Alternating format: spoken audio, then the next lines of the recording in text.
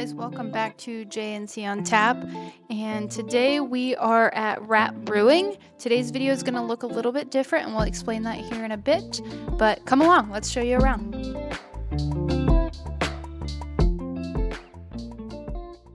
Alright guys, let's jump right on in. Like I said, we're here at Rapp Brewing Company, and that's going to be in Seminole, Florida. And if you're not familiar with Florida, think St. Pete area. That's going to be the closest well-known area.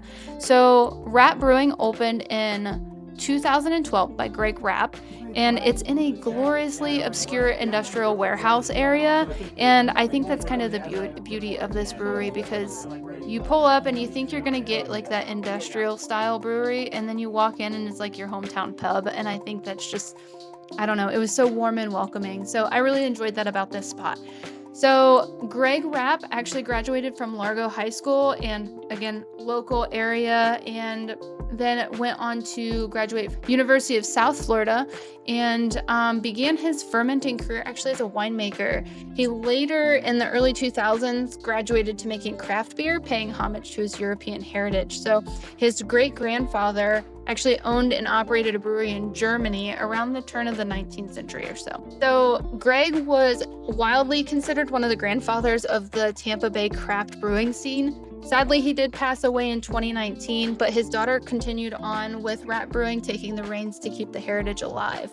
So he was known for never gatekeeping his knowledge. He actively helped his competition get off the ground, because his ultimate goal was to turn Tampa Bay, like I said, into that craft beer scene. And if you ask me, and if you ask Justin, he definitely did it. And if you kind of look at other breweries in the area, there's a really good chance you might hear about their owners or their brewers talking about Greg Rapp. He did play such a big part in a lot of breweries opening up in this area.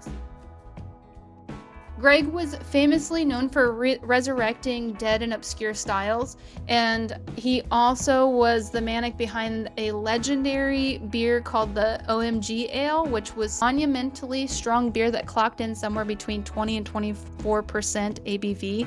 Apparently it was so potent that it had to be served still and at room temperature.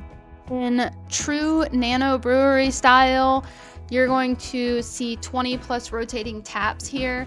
They have a large assortment of styles, and they're constantly changing. So Justin and I went with a 9 beer flight, and then I'm just so glad that we did that, because there were so many options, and we actually ended up ordering 2 more towards the end because we wanted to try even more. Now, they are going to be dog and kid friendly.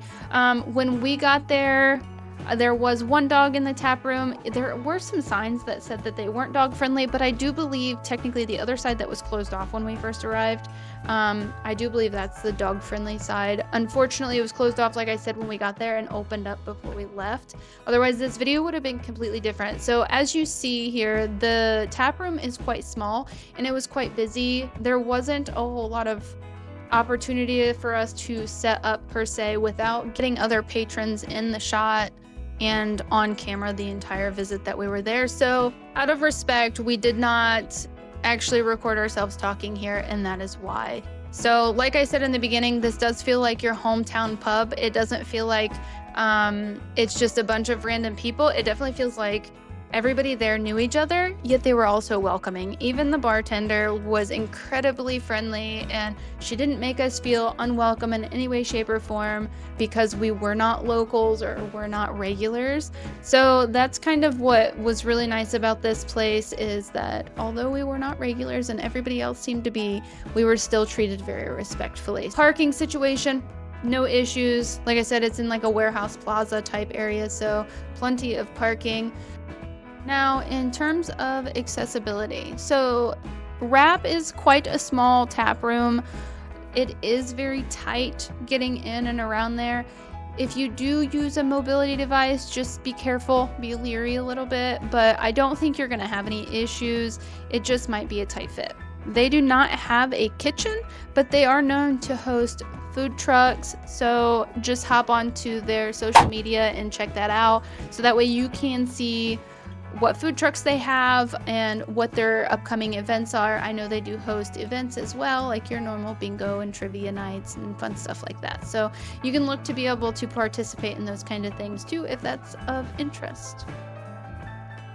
Now guys, if you haven't had a chance already, please take a moment to like, subscribe, and follow. Comment if you know of a great brewery in the Florida area that we should check out or that you want to see us go to, and we will add it to the list and do our best to get there soon. And just a quick reminder, we are now on TikTok, Instagram, and Facebook. So find us on our social platforms and come hang out with us in those spaces as well. Now, you guys know we don't go to these breweries to rate them. We go to them to see if they are not just a spot that we would go back to, but also to give you an idea to see if it is a place that you would enjoy visiting. First things first is going to be the beer. Was the beer good? Was it drinkable, enjoyable? Did we, have a great time drinking their beer? And the answer is yes. There was an option for literally everyone here. So I would 100% recommend their beer. Now, next is going to be atmosphere, and that is, did it feel like what we kind of expected based on what we've seen on like their social media? Did it match kind of the idea of what they are as a brewery? And I would say yes. So Greg was very big into community, and this felt like a very community forward brewery. I would give it a yes. And last is going to be energy. So did we feel welcome? And here at Rapp Brewing, we 100% felt welcome. As soon as we walked in, we were greeted. She was very busy when we first got there, but she did not hesitate to greet us, take care of her other people, and then come to us. The energy was great, and we would definitely come back here again. Anyways, guys, thanks for hanging out with us this time. We do apologize that it wasn't like our typical videos, but let us know in the comment section what you thought about it, and we will see you guys on the next one. Take care now.